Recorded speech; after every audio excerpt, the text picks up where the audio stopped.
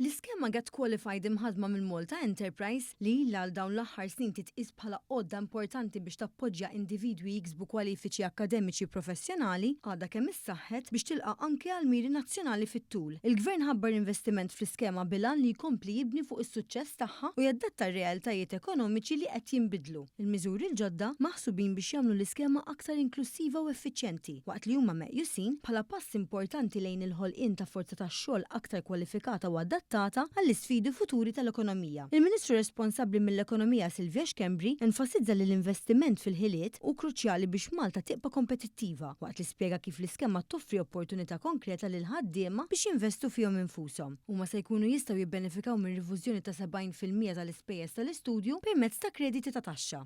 Rajna li f'dawk l-skills li l-pajjiż għandu bżonn introduċejna bonus addizzjonali li kważi meta inti tikkalkulah nkunu qed nikkaverjaw l-ispiża tal-kors kollu.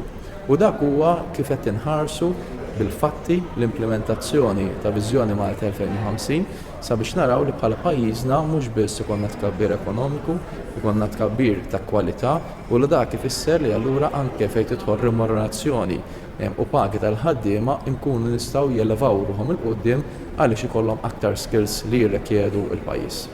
Waħda mill-bidliet ewlenin fl-iskema hija allineament aktar qawwi mal-prijoritajiet ekonomiċi tal-pajjiż, b'enfasi partikolari fuq oqsma relatati mas-suġġetti STEM. Dan huma maħsub biex jinkoraġġixxi aktar studenti jażlu dixxilpini li huma kruċjali għall-innovazzjoni u tkabbir sostenibbli. Minn barrek, l-iskema issa tinkludi wkoll inċentivi ġodda fosthom bonus fiskali addizzjonali għal dawk li jiksbu kwalifiki fl-oqsma STEM u appoġġ estiż għal studji ta' livell ta' dottorat. Dawn il-miżuri huma mfasslin biex jattiraw aktar talent lejn setturi speċjalizzati u ta' valur miżjud għoli. L-iskema se tibqa' fis-seħħ sal-aħħar ta' 4 snin oħra, pass li għandu jipprovdi ċertezza fit-tul kemm lill-istudenti kif ukoll lill-industriji. Fl-istess ħin ġew introdotti wkoll diversi miżuri biex jitnaqqas il-piż burokratiku u jiżdied l-aċċess, fosthom estensjoni tal-perjodu ta' użu tal-kreditu tat-taxxa għal 15-il sena u sistema aktar flessibbli bbażata fuq is-CTS jew sigħat ta' tagħlim. Bidl oħra sinifikanti hi l-possibilità li individwi jibbenefika minn krediti relatati sa' 4 korsijiet differenti fuq perjodu ta' 5 snin li tagħti aktar flessibilità lil parteċipanti jkomplu jiżviluppaw il-ħiliet tagħhom matul il-karriera.